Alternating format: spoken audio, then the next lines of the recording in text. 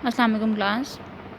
आज हम अकाउंटिंग के दूसरे लेक्चर की तरफ आ रहे हैं, जिसमें हम लोगों ने पढ़ना है heads of accounts.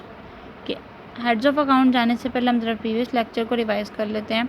Last lecture में हमने क्या पढ़ा था? लास्ट लेक्चर में हमने पढ़ी थी डेफिनेशन और इंट्रोडक्शन अकाउंटिंग का, जिसमें हमने ये देखा था कि अकाउंटिंग एक आर्ट है रिकॉर्डिंग का। आज हम लोग देखेंगे कि जो रिकॉर्डिंग है वो कैसे की जाएगी और किस किस चीज़ की रिकॉर्डिंग की जाएगी। रिकॉर्डिंग ऑफ ट्रांजैक्शन होंगी, यानी कि जो ट्रांजैक्शन यानी कि जो लेन देन हम लोग किसी बिज़नेस में करते हैं या कोई भी जो फाइनेंशियल इन्फॉर्मेशन होती है जो हम लोग डिस्कस करते हैं अपने बिज़नेस में, उनको रिकॉर्ड करने का अमल जो है वो रिकॉर्डिंग कहलाता है। अब रिकॉर्ड बिज़नेस की कौन कौन सी एक्टिविटीज़ को करना है, आज हम लोग वो देखेंगे।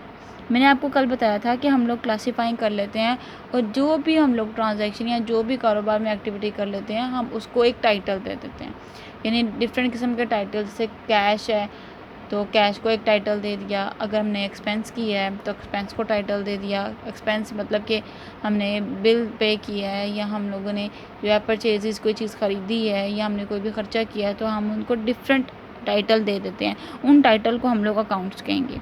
अब उसी बेस पे उसकी डिफरेंट कैटेगरीज़ हैं, ठीक है। जैसे कि अगर हम लोगों ने कोई चीज़ सेल की है तो उसका मतलब वो हमारी आमदनी है, तो हम उसको आमदनी के हेड में लिख देंगे। अगर हम लोग कहेंगे कि हमने कोई चीज़ ख़रीदी है तो वो खर्चे के पॉइंट ऑफ व्यू से होगा, तो उसको एक्सपेंस के हेड में लिख देंगे। अगर मैं कहूँगी कि मैंने कोई बिल्डिंग ख़रीदी है, ठीक है, कोई ऐसी चीज़ ख़रीदी है जो मुझे लंबे अरसे के लिए फ़ायदा देगी, तो उसको डिफरेंट हेड्स में लिख देंगे। वो सारे हेड्स को हम लोगों ने यहाँ डिवाइड करना है। इसमें सबसे पहला जो हेड ऑफ अकाउंट है वो है एसेट, ठीक है। एसेट से क्या मुराद होता है? एसेट से मुराद होता है असासाजात। असासाजात मतलब प्रॉपर्टी, प्रॉपर्टी या जायदाद। मतलब कि हम ये कह सकते हैं कि कोई भी चीज़ जो कि हमारे नाम पे है, हमारी जायदाद है, उसके ऊपर हमारा कब्ज़ा है, हमारी पोजेशन है, वो एसेट में आएगा। मिसाल के तौर पे अगर हम लोगों ने कोई शॉप ख़रीदी है तो शॉप जो भी शॉप ख़रीदेंगे हम लोग, वो शॉप हमारे लिए एसेट कहलाएगी। अगर हम लोगों ने बिल्डिंग ख़रीदी है, कोई फैक्ट्री बनानी है, तो फैक्ट्री के लिए हम लोगों ने कोई भी बिल्डिंग परचेज़ की है तो वो बिल्डिंग हमारे लिए एसेट कहलाएगी। यानी कि ज़ाहिर सी बात है कि चीज़ हम लोग ख़रीदेंगे उस पर हमारा पैसा लगा होगा तो हमारा हक होगा उस चीज़ पे, ठीक है, तो वो हमारे पास क्या कहलाएगी? एसेट। इस तरह से हमारे पास आ जाते हैं expense, income, liabilities and capital. आज हम लोगों ने एसेट्स को और एक्सपेंस को डिस्कस करना है, इसलिए अब फ़िलहाल इन दोनों का इंट्रोडक्शन दूंगी, ठीक है। अब नेक्स्ट हमारे पास आ गया एक्सपेंस। एक्सपेंस होता है अखराजात, यानी जो भी खर्चे हम लोग अपने कारोबार में करते हैं वो सारे एक्सपेंसेस कहलाते हैं। इनकम जो आमदनी होती है, ठीक है, यानी कि मिसाल के तौर पे हमने कोई चीज़ बेची है तो बेचने से हमने क्या किया, पैसा हमारे पास आया, हमारे कारोबार में प्रॉफिट हुआ, तो वो हमारे लिए क्या होगी? आमदनी होगी। लाइबिलिटीज़, लाइबिलिटी का मतलब होता है कर्ज़े, या इसको वाजिबात भी कहा जा सकता है। उर्दू में बेसिकली जो आसान लफ्ज़ों में मैं कहूँगी वो कर्ज़ों का ही कहूँगी, क्योंकि कर्ज़े जो आपको जल्दी समझ आ जाएगा। कर्ज़े या लोन कह सकते हैं जो हम लोगों से उधार लेते हैं। यानी कि कोई भी कारोबार शुरू किया है तो लेट्स सपोज़ कि हमारे पास पैसे नहीं है, हम लोग क्या करेंगे? बैंक से लोन ले लेंगे।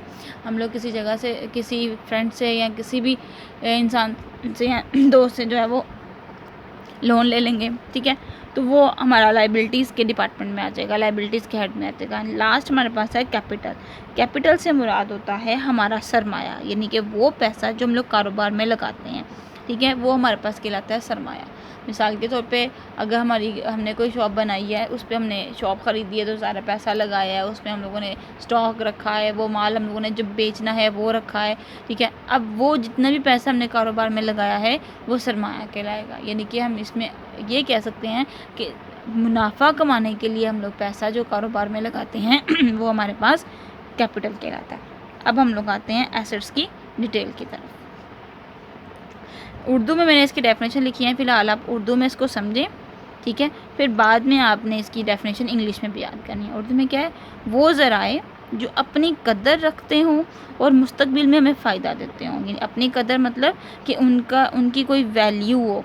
जैसे कि अब हमारा घर है, हम अच्छे घर में रहते हैं तो वो हमारे लिए एक कदर रखेगा, एक वैल्यू होगा। अगर हमारे लेट सपोज़ कि अगर हमारा कॉलेज है तो कॉलेज की बिल्डिंग बहुत अच्छी है, तो उस बिल्डिंग की वजह से हमारे कॉलेज की वैल्यू अच्छी होगी।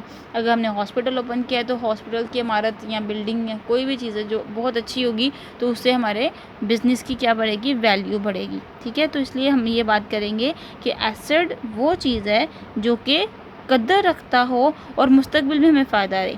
यानी कि अब देखिए, अब आपने घर ख़रीदा तो अब उस घर में रह रहे हो आप लोग, जो कि आपको अभी तक फ़ायदा दे रहा है।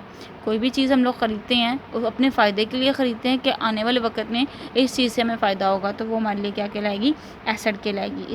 इसको एक और तरीके से बयान किया गया है, यानी कोई भी चीज़ जिस पे हमारा कब्ज़ा हो, यानी कि इसके सामने एग्जाम्पल क्या दिया मैंने, घर दिया, पैसा है, ज़मीन है, इमारत है, फर्नीचर है, मशीन है, कोई भी मशीनरी, जैसे कि फैक्ट्रीज़ में आपको पता है मशीनरीज़ का इस्तेमाल होता है, तो बहुत सारी मशीनरीज़ हमारे पास क्या कहलाएंगी, एसेट कहलाएंगी। ठीक है, इसमें लैंड, बिल्डिंग, इंग्लिश में लिख दिया है, फर्नीचर या मशीनरी। अब ये जितनी भी चीज़ें हैं इन पे हमारी पोजेशन है, हमारा कब्ज़ा है। अगर ये जितनी अच्छी होगी उतनी ही हमारे कारोबार की वैल्यू होगी, और ये जितनी चीज़ें अच्छी नहीं होगी उतनी ही कम वैल्यू होगी। यानी कि अगर हम छोटी दुकान है हमारी तो ज़ाहिर सी बात है उसकी इतनी वैल्यू नहीं होगी, लेकिन अगर हम उसको बड़ा सा मॉल बना लेंगे तो उसकी वैल्यू ज़्यादा हो जाएगी। तो इसी तरह से जितने भी एसेट्स हैं वो बेसिकली ये बड़े बड़े लैंड, ज़मीन अगर हमारी ज़्यादा है तो उससे हमारी वैल्यू होगी, बिल्डिंग बड़ी है हमारी तो उससे वैल्यू होगी। तो ये सारे हमारे पास एसेट कहलाएंगे। ठीक है।